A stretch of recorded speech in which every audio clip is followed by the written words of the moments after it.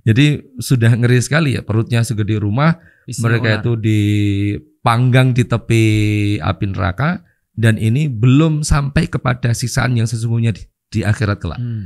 Nah, inilah dampak buat orang-orang yang makan riba.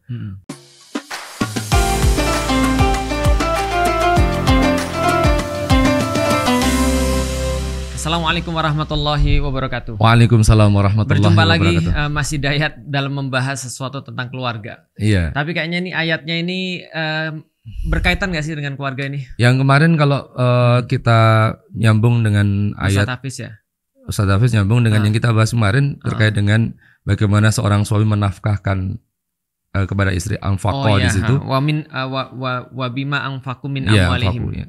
Yaitu adalah bagaimana bapak-bapak ini memberikan nafkah kepada seluruh keluarganya. Nah, nafkah ini seringkali jarang diperhatikan. Dan di Indonesia ini sudah biasa. Apalagi akhir-akhir ini yang viral ya, itu kan bicara harta juga. Yang 271 triliun. Ya, itu bukan riba kayaknya. Itu bukan bangke riba, itu namanya.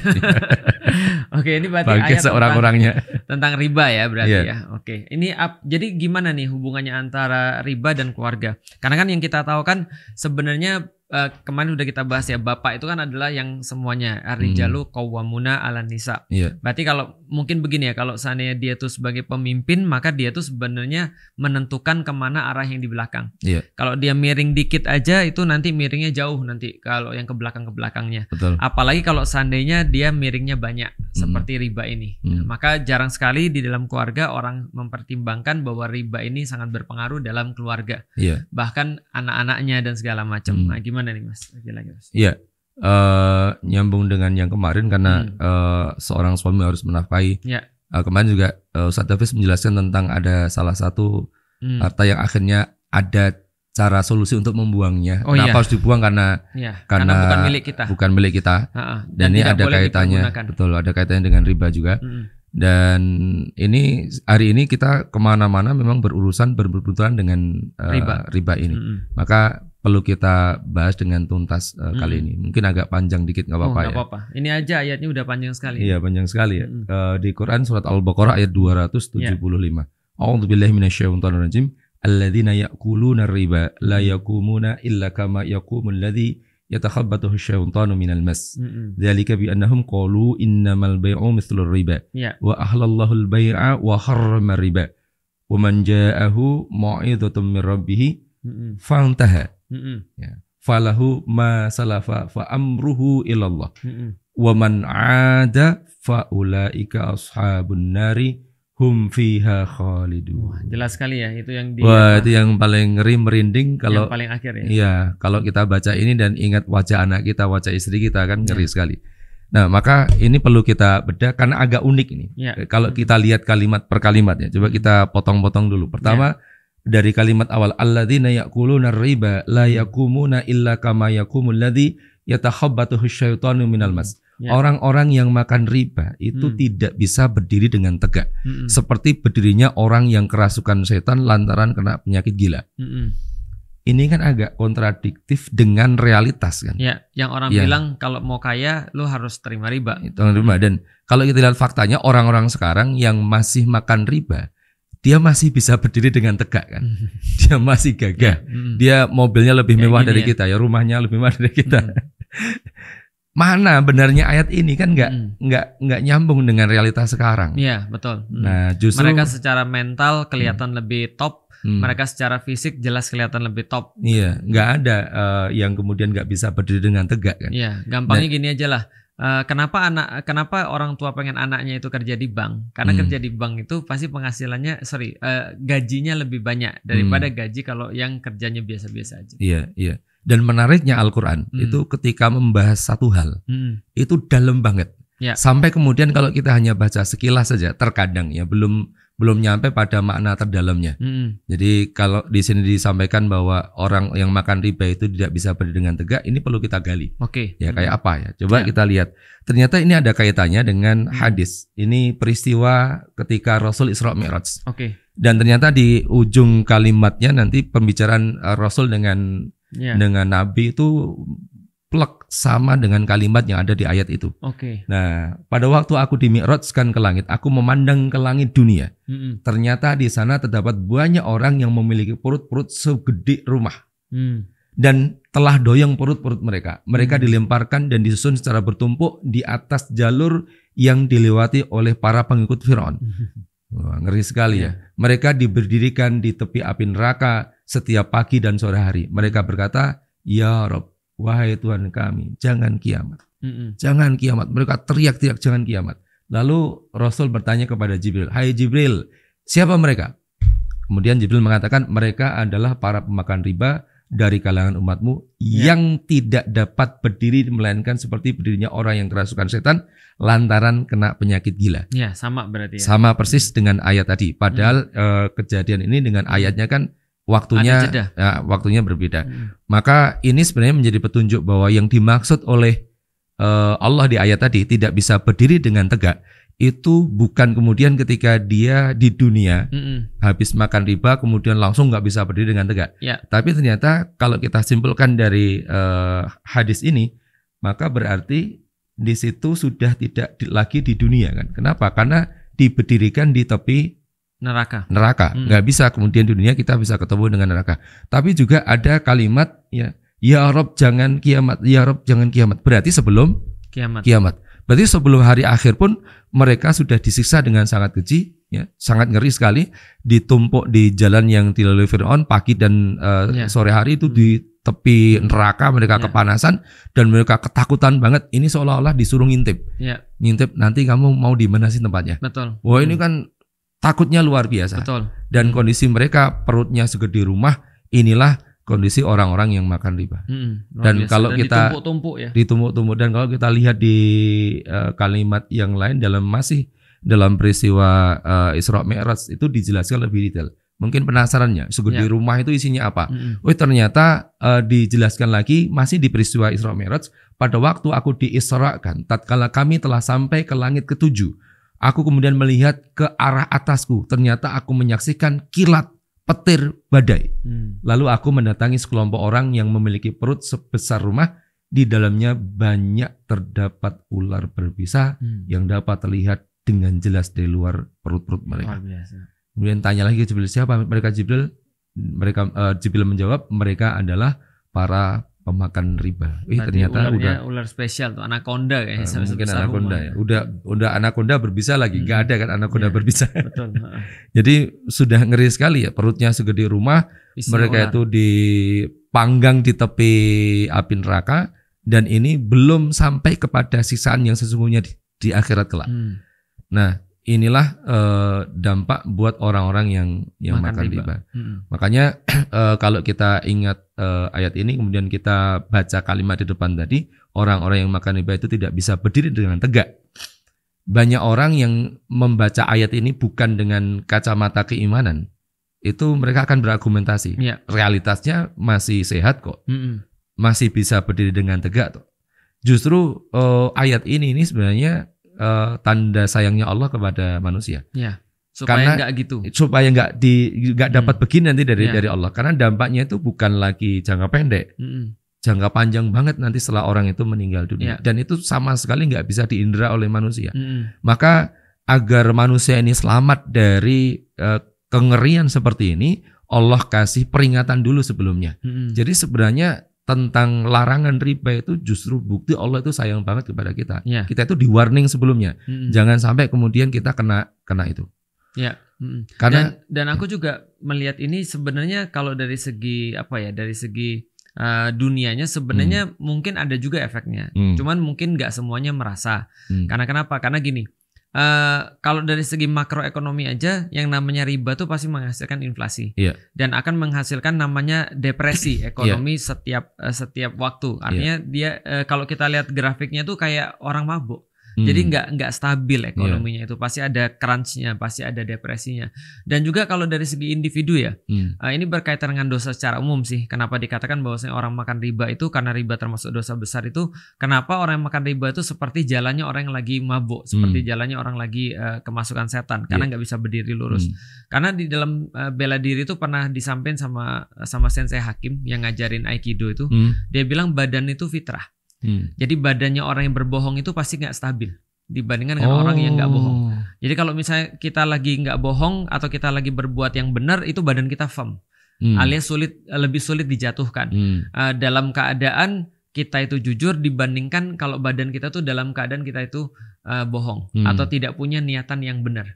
Nah itu jadi nggak seimbang badannya. Jadi artinya lebih mudah rapuh, lebih mudah didorong, lebih mudah sakit dan segala macam. Itu keseimbangan badan karena perbuatan. Karena badan kita nggak terima yang buruk-buruk. Nah, mungkin itu sedikit tambahan. Tapi ya ini yang sebenarnya menjadi sebuah garis bawahi. Bahwasanya yang dimaksud kalau di dunia, kalau orang bilang gini, wah makan riba tuh gue juga nggak apa-apa kok, tuh lihat tuh orang-orang makin kaya dan segala macam. Iya, itu nggak ada masalah. Tapi kalaupun masalah, lu nggak bisa berdiri di dunia, itu masih lebih mending daripada lu nggak bisa berdiri nanti di menjelang yaumil kiamat itu di akhirat. Nah itu yang harus kita sampaikan sih. Dan menarik banget tadi Ustaz Felix sampaikan bahwa ternyata secara ekonomi, secara makro pun kalau kita analisis dampak riba itu luar biasa. Tapi lagi-lagi dampak secara makro pun itu tidak langsung. Betul. Butuh waktu. Tidak langsung, betul. Mungkin hitungannya akan puluhan tahun. Kan? Dan kalau kita lihat bagaimana peredaran uang di dalam sebuah sistem ekonomi, itu kan kayak darah dalam badan kita kan. Kalau mampet nggak kalau mampet langsung atau terkumpul di satu tempat itu cukup berbahaya. Nah kalau uang itu ngumpul di sektor riba, karena riba itu membuat uang ngumpulnya di sektor non real. Ya, ketika itu ngumpul semuanya di sana, itu seperti halnya orang, itu darahnya itu ngumpul semua ke kepala. Gitu. Stroke. Wah, itu luar biasa dampaknya. Kalau ngumpulnya ke daerah pantat, ambeien. Kalau ngumpulnya ke jantung, koroner. Jadi pokoknya darah itu kalau ngumpul kemana aja dan mampet itu pasti masalah. Nah itu secara logis juga ketika dibahas tentang makroekonomi, kondisi ekonomi itu akan terguncang, akan problem, bahkan mungkin akan ada ledakan problem ketika riba ini kemudian diterapkan. Walaupun nggak langsung ya. Walaupun nggak langsung, nanti ada inflasi dan sebagainya gara-gara ini. Kalau kemarin dengar korupsi yang senilai itu, mungkin dulu ketika kita kecil lihat angka segitu, uang jumlahnya segitu, itu sudah wow banget dan nggak terbayang seberapa banyak. Karena kalau dihitungnya kan gitu, kalau sehari itu kita bisa nabung 1 miliar. Kalau sehari bisa nabung 1 miliar itu perlu 340 tahun katanya. 340 tahun untuk nabung setiap hari 1 miliar. Ya? Betul. Dan itu sekarang angka-angka uang itu antara angka uang dengan sektor realnya dalam transaksi produksi, kemudian transaksi jasa dan sebagainya itu jauh banget. Ya, itulah yang kemudian membuat ekonomi itu tidak seimbang. Dan awalnya itu berasal dari riba ini. Betul. Dan ketika nanti ekonomi itu sudah meledak problemnya, dampaknya kemana? Ke manusianya juga. Mereka sulit untuk memenuhi kebutuhan pokok. Akhirnya imbasnya kemana? Banyak kriminalitas, banyak pencurian berawal dari problem riba. Ekonomi dari riba itu. Dan ini munculnya juga jangka panjang. Lagi-lagi ini jangka panjang, walaupun ada yang lebih panjang lagi. Tadi ketika di akhirat. Maka karena riba itu dampaknya itu jangka panjang dan jangka panjang banget nanti di akhirat, maka Allah itu butuh memberitahu manusia. Nah, inilah sayangnya Allah kepada manusia. Dan kalau kita lihat hal-hal lain yang dampaknya itu bisa langsung dirasakan oleh manusia.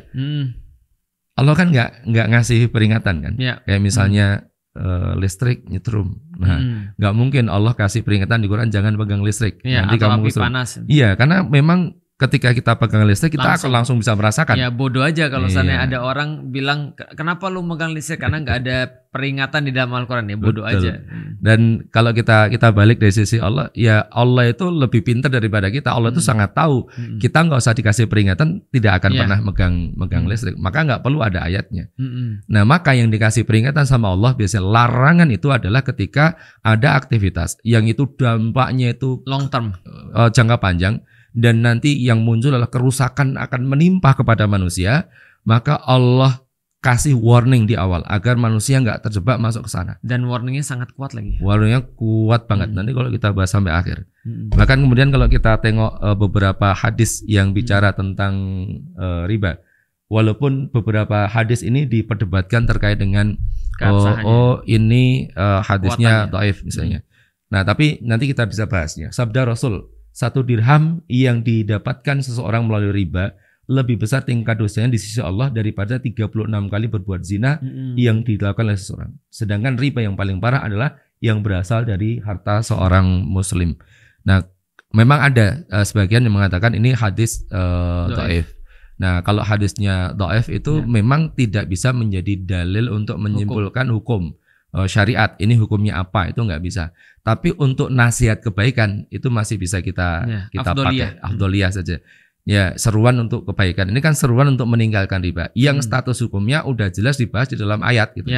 Jadi memakai hadis ini sekedar untuk motivasi agar kita menjauhi riba. Atau mungkin kalau kita tengok ancaman lainnya lewat Rasul. Siapa yang memakan 1 dirham dari hasil riba, dirinya sama dengan 33 kali berbuat zina. Dan siapa yang dagingnya tumbuh dari harta yang haram, maka neraka lebih pantas untuknya. 33 kali. Tadi 36, 33. Ya kadang-kadang ulama itu pernah menjelaskan yang kadang-kadang dicurigai ini hadis yang dhaif ketika angka-angkanya itu sangat fantastis. Akhirnya kemudian diteliti secara sanadnya seperti apa. Tapi lagi-lagi ini kan bicara tentang riba yang hukumnya udah jelas di dalam Al-Quran. Hanya ngasih motivasi saja bahwa dosa riba itu gede loh gitu. Bahkan ada yang berzina dengan ibu kandung kan? Iya. Iya, kalau kita tengok lagi ini berzina dengan ibu kandung. Di dalam riba itu ada 99 itu dosa. Jadi dari riba itu ada banyak nanti dosa-dosa yang bisa muncul. Yang paling ringan dari diri adalah seperti seorang anak laki-laki yang menzinai ibu kandung sendiri. Sesuatu yang tidak mungkin kita pikirkan dalam pikiran terliar kita. Iya.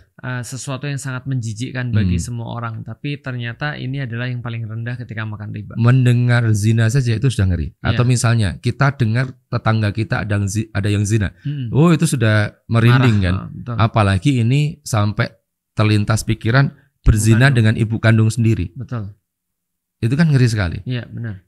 Dan inilah dosa-dosa yang bisa muncul gara-gara riba, kata Rasul begitu. Tadi kan sebelumnya disampaikan juga oleh Rasulullah, ya daging yang tumbuh dari riba itu neraka lebih pantas darinya. Ini kalau kita kaitkan dengan keluarga kemarin, bayangin ketika kita menafkahi keluarga dengan harta yang kita dapat dari riba itu. Anak-anak, istri. Iya, itu ngeri sekali.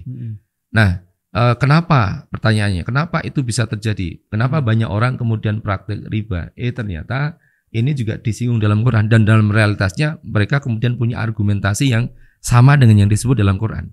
Dzalika bi annahum qalu innamal bai'u mislur riba.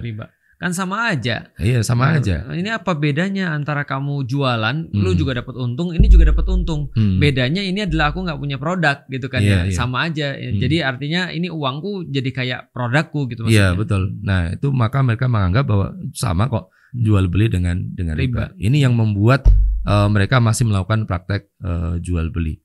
Maka kita lihat ya sebenarnya faktanya riba beda nggak dengan jual beli. Karena yang banyak dipraktekkan di sekitar kita adalah riba nasi'ah, riba karena tenggang waktu. Maka kita bahas tentang riba nasi'ah. Apa itu riba? Kalau dari makna bahasa kan riba itu ziyadah atau tambahan. Tumbuh. Secara syar'i maka riba itu adalah keuntungan atau tambahan yang diambil terhadap suatu pinjaman sebagai imbalan karena masa menunggu. Nah, ini yang kita sebut tadi.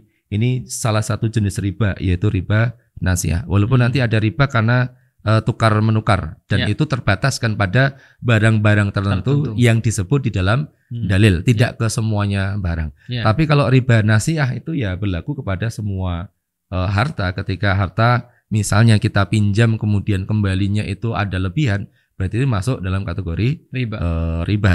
Ini bisa kita tengok penjelasan dari Rasul ketika Rasul menyampaikan di hadis yang diriwayatkan oleh Bukhari, kullu qardin jarra naf'an fahuwa riba. Setiap pinjaman yang menghasilkan manfaat itu adalah riba. Jika seseorang meminjam uang kepada orang lain, janganlah ia menerima hadiah darinya. Jadi kita menerima hadiah pun nggak boleh kalau kita sedang meminjam dengan dia. Kecuali kalau sudah selesai. Kecuali udah selesai atau udah biasa. Nanti disebut di dalam hadis yang lainnya. Manfaat yang ditarik dari peminjam adalah salah satu cabang riba. Gak boleh sedikit pun kita tuh ngambil manfaat dari orang yang sedang kita pinjami atau dia sedang pinjam kepada kepada kita. Sehati-hati itu Rasul menghindari riba. Sampai disampaikan Rasul setiap manfaat yang datang dari pinjam meminjam itu semuanya riba. Ini hampir semacam dengan tadi ya. Jika seseorang dari kamu memberi pinjaman dan pinjaman si peminjam tadi itu menawarkan kepada kamu makanan, janganlah kamu terima. Dan jika meminjamkan si peminjam tadi menawarkan tunggangan, ya, dibonceng itu nggak boleh nerima. Karena ini manfaat ya. Rasul itu menyampaikan kecuali apabila sudah biasa ini yang tadi. Kalau kita misalnya sebelum minjem pun dia udah biasa. Iya udah biasa dibonceng atau sebelum minjem udah biasa ngasih tetangga makanan, itu bukan termasuk riba. Tapi kalau nggak biasa melakukan itu ketika pinjam meminjam kok kemudian kita ngasih boncengan, ngasih makanan, ngasih hadiah atau manfaat dalam bentuk apapun, ini yang masuk kategori riba. Sangat rigid sekali Rasul itu menjaga jangan sampai umatnya ini masuk ke dalam riba. Maka Allah jelas menyampaikan dalam ayat tadi di kalimat berikutnya wa ahalallahul bai'a wa harrama riba. Ya, padahal Allah telah menghalalkan jual beli dan mengharamkan riba. Nah, kalau kita lihat bedanya jual beli, kalau jual beli itu ada barang yang kemudian diperdagangkan. Jadi uang itu hanya menjadi alat tukar saja, ataupun mungkin ada jasa yang kemudian dijual ataupun dibeli. Nah, uangnya hanya alat tukar saja. Nah, ini tidak termasuk riba karena ini masuk dalam jual beli dan itu dibolehkan. Nah, yang lebih yang kalau sudah terlanjur bagaimana? Ya. Nah, maka kalau udah terlanjur ya udah jangan dimakan lagi. Ya, man ja'ahu mau'izatun mir rabbih fantaha falahu ma salafa wa amruhu ilallah. Jadi kalau memang sudah terlanjur, orang-orang yang telah sampai kepadanya larangan dari Tuhannya yang sebelumnya itu nggak tahu, kemudian kita mendapatkan dari Allah peringatan ini ya, lalu terus berhenti, kemudian setelah dapat peringatan dari Allah, dapat ayat kemudian berhenti, maka baginya apa yang telah diambilnya dahulu. Jadi dimaafkan oleh Allah sebenarnya yang dulu-dulu itu. Sudah asal jangan diulang. Jangan diulang ya. Dan urusannya diserahkan kepada Allah. Jadi memang ada kesempatan kepada kita untuk berhenti. Maka kalau teman-teman ada yang terlanjur ya memakan riba ya atau sudah. Atau berada dalam proses itu, nah ini masih ditunggu nih. Iya, ada kesempatan untuk berhenti dan ketika berhenti ya sudah yang dulu itu dimaafkan. Ya. Dan kalau kita bisa menghitung kayak kemarin ya, bisa kemudian dialokasikan kepada sesuatu yang sifatnya itu sebenarnya mengembalikan hartanya kepada Allah. Diwakafkan. Iya, diwakafkan. Nah, ini yang paling ngeri ini. Bagaimana dengan yang mengulang-ulang makan riba? Nah, ini yang saya nggak makan riba pun merinding kalau baca ayat ini ketika Allah sampaikan wa man 'ada. Siapa yang menambah-nambah lagi? Faulaika ashabun nari hum fiha khalidun. Bagi mereka adalah maka mereka semua adalah ashabun nar, adalah penghuni neraka. Hum fiha khalidun, di dalamnya mereka kekal di dalamnya. Ini kan ngeri banget. Kan nggak ada pelanggaran syariat dalam Islam yang sanksinya itu sampai membuat orang itu masuk neraka dan ini selama-lamanya. Kalau kita lihat pelanggaran-pelanggaran lain, ancamannya nggak ada yang sengeri ini. Ini dikatakan masuk neraka jahanam selama-lamanya. Artinya apa? Nggak bisa keluar lagi dari neraka. Walaupun ada penjelasan dari ulama. Yang dimaksud hum fiha khalidun itu ada dua makna. Maksudnya hum fiha khalidun itu bermakna lama banget di neraka. Betul. Saking lamanya itu seolah ya lama, nggak terhitung. Kemudian yang kedua, hum fiha khalidun yang memang bermaknanya tidak akan keluar dari neraka, selama-lamanya akan ada di sana. Ya. Nah, penjelasan itu kemudian kita bisa tarik ke pembahasan fikih bahwa ketika ada orang melanggar syariat, tapi dia masih menerima syariat itu dari sisi keimanan dia masih menerima. Contoh misalnya kita tadi bicara riba, kita itu sudah paham bahwa riba itu haram dan kita tidak menolak ayat ini kok. Ya. Saya yakin riba itu haram. Cuma kemudian, karena kelemahan. Nah, karena kelemahan, karena mungkin kelalaian, karena dia fasik, maksiat atau yang lainnya, dia kemudian masih makan riba. Maka ini yang kemudian dampaknya tidak sampai di neraka jahanam selama-lamanya, tapi ya lama banget. Ya tetap gimana aja kita mau pilih itu kan? Kita jangan mau intinya kan seperti itu. Yang bentar aja belum tentu kita kuat, apalagi lama banget itu kayak apa rasanya kan? Dan ada dalam ayat lain malah mengumumkan perang terhadap Allah dan Rasulnya. Iya, nanti kita buka juga itu hum fiha khalidun. Yang kedua tadi kan maknanya selama-lamanya di neraka. tidak akan keluar dari sana. Kalau apa? Kalau menolak ayat tentang riba ini. Jadi menolak ayat tentang riba ini berarti kan sudah ya sama dengan keluar dari keimanan. Ya. Maka ngeri sekali dampaknya. Dan siapa sih yang masuk kategori dosa riba tadi? Dan ini dijelaskan oleh Rasul. La'ana Rasulullah SAW. Ya. Ternyata yang disamakan dengan makan riba itu ada 4 poin ini ya. Akilar riba, orang-orang yang makan riba. Wa mukila, orang-orang yang memberi riba. Wa katiba, orang-orang yang mencatat riba. Wa syahidaihi, dan kedua saksinya. Wa qala hum sawaun. Jadi 4 poin tadi harusnya kita hindari dalam kehidupan kita. Pertama yang memberi tentu saja, yang kedua yang menerima tentu saja, yang ketiga adalah yang nyatat juga kena, yang keempat adalah yang menyaksikan juga kena. Ya, maka 4 ini masuk dalam kategori dosa riba. Nah, ini yang tadi sebut oleh Ustaz Felix ya. Itu siapa gambarnya? Luar biasa. Kayaknya kita kenal. Ini di ayat yang berbeda sebenarnya, ada kaitannya dan nggak jauh ya, bergeser dari ayat yang tadi 275, ini 279. Fa illam taf'alu fa'dzanu bi harbim minallahi wa rasulih. Maka jika kamu tidak mengerjakan atau meninggalkan riba, ini buat orang yang masih ngeyel tadi. Dan umumkanlah. Ya, maka ketahuilah diminta kita itu menyadari bahwa Allah dan Rasulnya itu akan memerangi kamu. Ya. Ini betul seperti kita itu mengumumkan perang sama Allah. Jelas kalau Allah sudah menyampaikan Allah dan Rasulnya akan memerangi kamu. Kok kemudian kita masih mengambil itu riba, biasa aja. Itu kan sama saja siap kok berperang sama Allah. Kan menantang Allah Subhanahu wa taala untuk berperang kan. Betul. Kalau dia sudah tahu semuanya tadi tapi iya, kalau tahu, kalau nggak tahu tadi yang maka kembali kita kasih ke depan. Tahu. Iya, kasih tahu, biar tahu. Ya. Ini ada yang dengarkan, aduh jadi tahu. Iya, justru itu kasih sayangnya Allah. Itu kasih sayangnya Allah. Makanya Allah menjadikan ini diketahui oleh teman-teman sekalian. Betul. Coba kalau teman-teman nggak tahu, kan dosanya kan karena nggak nyari tahu, sama aja. Berdosa juga. Betul, ya. Nah, sengeri ini, setegas ini Allah menyampaikan tentang riba. Nah, jika kamu bertobat ya dari mengambil riba tadi, maka bagimu pokok hartamu. Jadi memang kita diminta untuk kembali ke pokok harta kita. Nah, ini teman-teman sekalian, ngerinya riba, dan Allah udah kasih peringatan dengan status bahwa riba itu haram, tidak boleh diambil. Bahkan dampak ngerinya itu ada jangka panjangnya di dunia, itu kehancuran sistem ekonomi. Ya. Ini saya lama nggak ngomong tentang ekonomi, padahal background saya jurusan ekonomi Islam dulu. Kemudian dampak jangka panjang banget itu nanti kalau kita sudah di akhirat. Sebelum sampai akhirat pun kemudian dipanggang di tepi api neraka dengan kondisi perut itu segede rumah. Nanti di akhirat itu ancamannya lebih merinding lagi. Hum fiha khalidun. Di neraka jahanam selama-lamanya. Dan aku pernah ketemu, ini entah benar atau salah ya, tapi sebenarnya kalau kita meyakini ya, kita meyakini gini, setiap maksiat itu pasti ada efeknya bagi tubuh kita. Kan kita meyakini begitu ya, betul. Bahwasanya tubuh kita ini diciptakan Allah kan fitrah, terlepas daripada pembahasan bela diri tadi ya. Tapi kita meyakini bahwa setiap dosa itu pasti ada efeknya pada diri kita. Bahkan efeknya itu kadang-kadang yang contoh ya, yang misalnya yang udah jelas terbukti secara sains. Orang-orang yang suka nonton pornografi itu pasti bermasalah di prefrontal cortex. Yang akhirnya membuat mereka tuh sulit untuk berpikir, sulit untuk menentukan prioritas, sulit malas dan seterusnya. Untuk memutuskan kebenaran. Benar, dan sulit untuk fokus. Gitu kan. Ini adalah orang-orang yang contoh misalnya seperti kita tahu bahwa setiap maksiat itu pasti merusak secara fisik. Nah, aku pernah ketemu ada satu cerita itu, ada ustadz yang datang ke rumah satu jamaah itu rumahnya pesing luar biasa.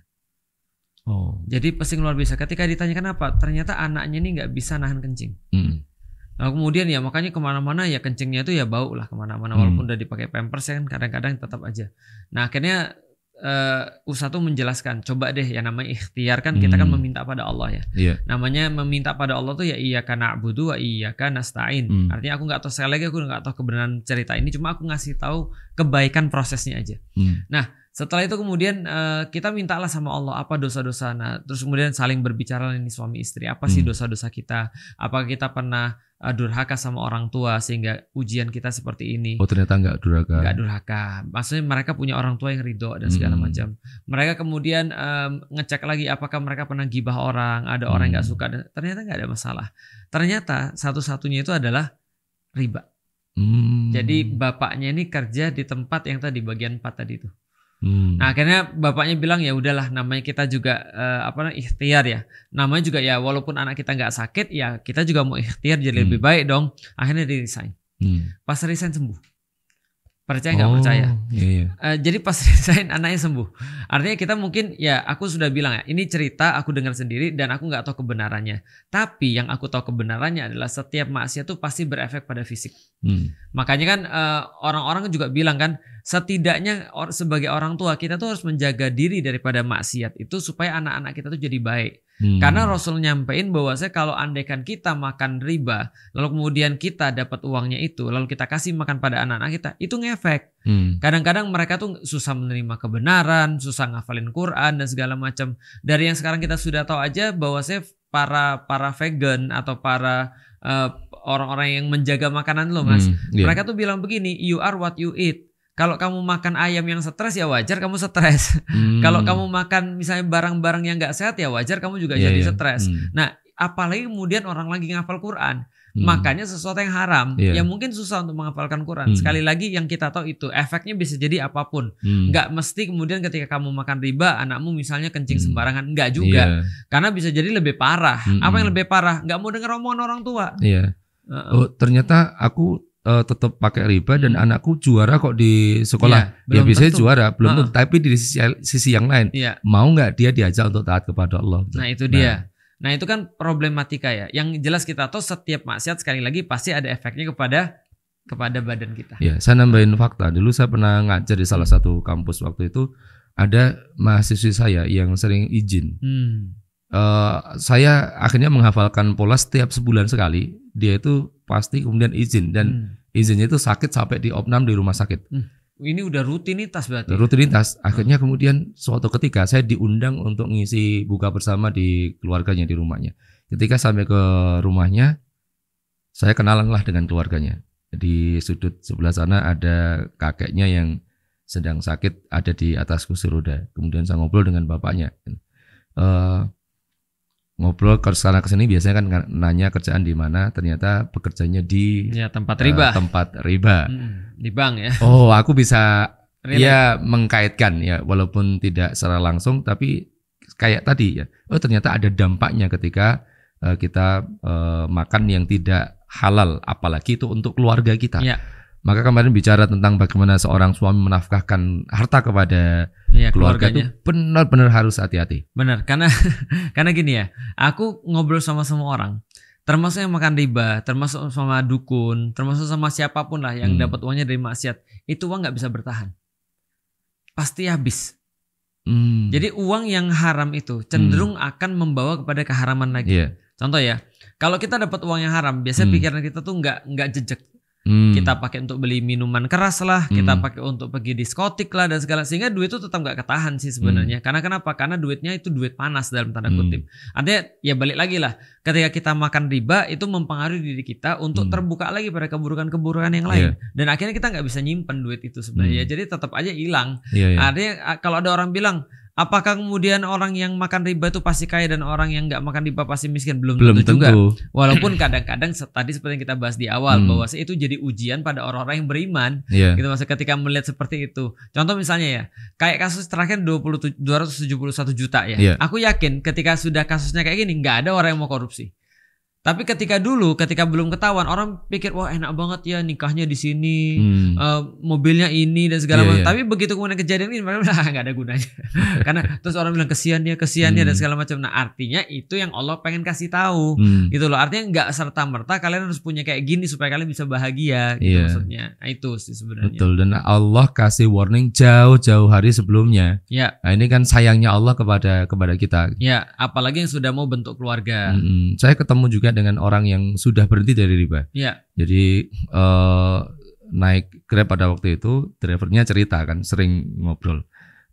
Pak dulu saya tidak bekerja seperti ini, saya nggak jadi driver, tapi saya ada kerjaan bisnis yang lainnya. Dan dia cerita bahwa bisnis itu adalah ada kaitannya sama riba. Dia cerita kehidupan dia pada waktu secara angka pemasukan itu gede.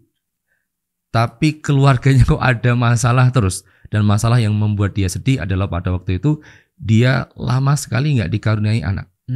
Sudah anak nggak ada, dia sering cekcok sama istrinya. Kemudian setelah dia belajar, kemudian tahu tentang riba, dia mencoba untuk meninggalkan pekerjaannya itu. Kemudian dia jual beli sesuatu yang lainnya yang tidak terkait dengan riba.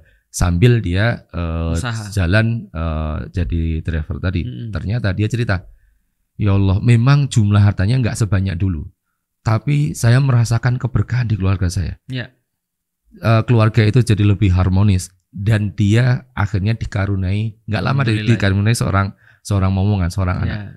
Luar biasa. Berarti itu dia masih disayang sama Allah ya. Betul. Dikasih sinyal yang lain. Betul. Keluarganya nggak tenang ya. Kemudian dia nggak dapat anak cukup lama, itu masih disayang banget sama Allah. Betul. Dikasih sinyal-sinyal yang membuat orang itu mikir, akhirnya kembali. Artinya kalau menurutku ya, kalau andaikan kita juga udah tahu bahwasanya maksiat itu pasti mempengaruhi badan. Dan yang kedua adalah ketaatan itu pasti mempengaruhi rezeki. Karena kenapa? Karena rezeki, walaupun rezeki nggak selalu uang ya, bisa jadi kayak tadi anak, bisa jadi ketaatan anak, atau bisa jadi kemudahan-kemudahan, atau bisa jadi malah menolak bala dan seterusnya. Tapi kita yakin bahwasanya bagi kita pemberian Allah itu bukan yang penting. Yang penting Allah ridho. Karena kalau kita minta pada Allah sesuatu, kadang-kadang kita cuma dikasih yang sesuatu yang kita minta. Tapi kan manusia ini kan terbatas ya. Karena manusia ini nggak tahu apa yang sebenarnya terjadi pada hidup dia, apa yang membuat dia masih belum punya anak pada saat ini. Maka instead of kita minta punya anak, mendingan kita taat sama Allah. Nah, ketika kita taat sama Allah dan Allah ridho sama kita, maka Allah lebih tahu keperluan kita tuh ada di mana. Artinya itu yang membuat kita juga untuk punya chance untuk menjalani kehidupan lebih barokah. Betul. Gitu. Jadi disandarkan ke Allah saja. Selesai urusan sebenarnya. Benar. Pokoknya kita taat, insya Allah ada kebaikan yang kita dapatkan. Terkait dengan rezeki juga, kalau kita ingat salah satu hadis kan disampaikan bahwa salah satu tanda bahwa Allah itu mencintai seorang hamba, maka dikasih hamba itu rezeki yang sedikit tapi cukup. Jadi sebenarnya rezeki itu kan bicara tentang cukupnya yang kita pakai kan, bukan tentang jumlah uangnya berapa, jumlah hartanya berapa. Nah, kadang-kadang terjebak pada angka-angka yang kita kumpulkan seperti itu. Artinya sebenarnya kesyukuran itulah cukup. Karena kalau orang bilang kalau kamu sudah bisa menentukan batas cukupmu, maka akan muncul kesyukuran itu. Artinya kalau kita misalnya tidak pernah menentukan batas cukup kita gak akan pernah bersyukur. Makanya contoh kita lihat di Bogor berapa sih untuk bisa hidup, kita hitung, oh perlunya gini-gini, ujungnya kita dapat 5 juta. Berarti ketika kita dapat 6 juta kita udah bersyukur pada Allah. Karena kenapa? Dapat 1 juta tambahan. Tapi kalau kita nggak pernah tahu batas cukup kita berapa, maka itu yang jadi masalah. Kita buka handphone, kita lihat, oh orang-orang sudah punya mobil convertible, oh orang-orang sudah pergi ke Eropa, oh orang-orang sudah punya handphone yang baru, oh sekarang bentar lagi akan keluar handphone yang baru dan segala macam. Hidup kita jadi nggak sempurna karena kita tidak bersyukur. Dan bersyukur itu bisa terjadi kalau kita punya tujuan hidup. Maka kalau kita sudah punya tujuan hidup, apapun menjadi mudah. Bahkan meninggalkan riba itu menjadi mudah. Kenapa? Karena kita lihat dulu tujuan hidup kita tuh apa sebenarnya. Ternyata setelah kita makan riba juga nggak nyelesain masalah. Artinya masalah hidup kita masih ada dan kita jadi orang-orang yang kayak tadi. Dan ngerinya nanti di yaumil kiamat. Tapi kalau dia berhenti, dia pikir ya udah, kalau misalnya makan riba nggak jadi apa-apa, paling kalau aku berhenti dari riba juga nggak jadi apa-apa. Tapi nggak akan gitu juga, karena Allah pasti bantu. Betul. Jadi gini, ketemu dengan banyak orang yang dia dalam kondisi sedang ada urusan sama riba. Kebanyakan udah paham, apalagi dia seorang muslim dan tahu ini adalah ayat dari Allah. Benar. Cuma kadang-kadang masih beralasan. Tapi gimana ya, aku berat sekali meninggalkan ini. Anakku udah sekolah di sini. Ini panjang konsekuensinya. Ini seperti apa? Kembali lagi sebenarnya nanti ujungnya pada ada kekuatan yang perlu kita punyai untuk bisa meninggalkan hal yang sangat berat ini. Dan kekuatan itu sama dengan yang tadi Antum sampaikan adalah keimanan sebenarnya urusannya. Tujuan hidup, keyakinan kita tentang rizki, itu kan semua adalah cabang-cabang keimanan yang kalau ini kita rangkai, ini akan jadi kekuatan kita untuk mau meninggalkan riba tadi. Kalau kita kan sederhana ya, daripada nanti anak kita nanti dibakar juga, atau anak kita nanti somehow dia akan bantah juga sama kita, atau istri kita akan melakukan apapun yang kita nggak ridho misalnya, ya mendingan aku ninggalin riba. Karena ibaratnya aku lagi nyelesain masalah nih. Karena riba ini sebenarnya adalah sesuatu yang toksik. Ketika dia masuk ke dalam diri kita itu toksik. Ketika dia bercampur dengan harta kita itu juga toksik. Maka lebih baik ini kemudian dikeluarin dulu. Dikeluarin dulu, lalu kemudian kita nggak mau, kita berhenti daripada makan riba, insya Allah keluarga kita jauh lebih berkah. Jamin, insya Allah keluarga kita jauh lebih berkah. Karena kenapa? Karena ketaatan itu pasti akan mendapatkan ridho dari Allah. Dan kalau Allah sudah ridho, Allah yang nyukupin hamba-hambanya. Betul. Gitu. Dan kembali ke obrolan kita di awal bahwa ketika Allah itu melarang sesuatu, nah ini pastilah yang dilarang itu dampaknya kan buruk buat manusia. Artinya apa? Setiap kita baca Quran dan ternyata di situ ada perintah, ada larangan, harusnya sebagai orang yang beriman paradigma yang kita tanam adalah ini pasti Allah arahkan kita kepada kebaikan dan ini kasih sayang Allah kepada kita. Dan kalau kita langgar, Allah khawatir kita akan terjerumus pada sesuatu yang akan merugikan kita dan merusak kita, entah di dunia maupun di akhirat. Apalagi di akhirat. Termasuk juga kalau ini kan hanya salah satu contoh, satu ayat tentang riba. Kalau kita lihat ayat yang lain kan banyak larangan dalam Quran yang kalau kita lihat seandainya kita langgar saja, itu secara langsung juga nggak akan bisa kerasa dampak buruknya apa sih? Makan babi. Ya, makan babi. Kemudian berzina. Ya, orang yang berzina nggak mungkin langsung berzina langsung kemudian dia kecet-kecet meninggal dunia. Jadi playboy malah. Ya, malah kelihatan lebih cerah ya. Jaringannya banyak. Betul, karena banyak bisa beli barang-barang bagus. Iya, dan itu yang terjadi. Orang kemudian menghubungkan dengan faktanya nggak begini kok. Karena memang larangan kayak zina tadi juga hampir mirip dengan riba. Ternyata dampaknya juga jangka panjang. Entah buat dia atau manusia lain atau untuk dunia ini yang lebih ngeri lagi nanti di akhirat itu seperti apa. Luar biasa kalau gitu. Mudah-mudahan kita jadi paham ya bahwasanya dalam berkeluarga itu bukan hanya kita harus tahu tentang bagaimana cara mengelola keluarga. Hubungan suami istri tidak hanya sekedar itu. Betul. Tapi memberikan makanan kepada anak dan istri juga penting. Dan lebih penting lagi bahwasanya dia mencontohkan inilah namanya bapak. Bapak mencontohkan kamu untuk taat pada Allah. Sehingga anak-anaknya punya sifat. Selama kemudian kita taat pada Allah, kita akan baik-baik saja. Kemarin bapak kita juga begitu. Tapi kalau seandainya bapaknya kemudian tetap mempertahankan kemaksiatan, walaupun dengan sebaik apapun dia menjaga bahtera keluarga itu, maka anak-anaknya minimal akan bilang, bapak dulu juga nggak gitu amat kok. Jadi besok siap-siap anak-anak itu pasti akan lebih sulit dinasihati dengan agama. Baik, itu aja yang kita bisa berikan pada episode kali ini. Saksikan teman-teman sekalian masih Reconnect with Al-Quran sampai dengan sampai dengan Lebaran nanti insya Allah. Assalamualaikum warahmatullahi wabarakatuh. Waalaikumsalam warahmatullahi wabarakatuh.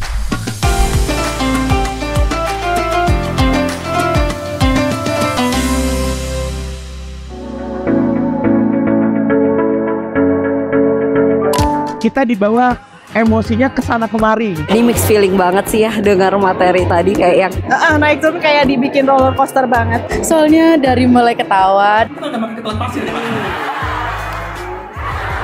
bener-bener nangis setelah itu. Indahnya Islam dan rahmatnya Islam. Ini sih kejar nangis kayak gitu, kayak sedih banget mengingat perjalanan Rasulullah gitu ya. Gemeter banget gitu. Perasa saya tuh berada di zaman Rasulullah banget. Sebetulnya ini saya ikut Itiba yang kedua kali, yang masih terharu biru. Rasa mau nangis, rasa malu luar biasa gitu. Kayak, aduh, kita layak nggak ya disebut umatnya Rasulullah gitu. Ternyata mengikuti itu nggak sekedar nge-following tren doang. Ternyata untuk mengikuti sesuatu seutuhnya, kamu harus melihat visi besar grand design-nya. Dibuat ingat sama perjuangan Rasul. Buat kita gitu, jadi pengen nangis lagi. Jadi benar-benar apa ya, nggak nyangka gitu. Dan 2 jam ya, tadi kenal lagi 2 jam tuh nggak kerasa gitu. Tiba-tiba udah selesai aja kayak gitu. Moga-moga bisa keliling seluruh Indonesia. Karena Itiba tuh salah satu bucket list aku di 2024. Worth it banget kalau bisa diadain tiap tahun sih sebenarnya. Bahkan tiap bulan kalau bisa diadain. Pokoknya worth it banget, harga berapapun harus banget ikutan. Yang belum ikutan harus banget ikutan. Pokoknya nangis bareng-bareng, kita rindu sama Rasulullah bareng-bareng. Worth it banget.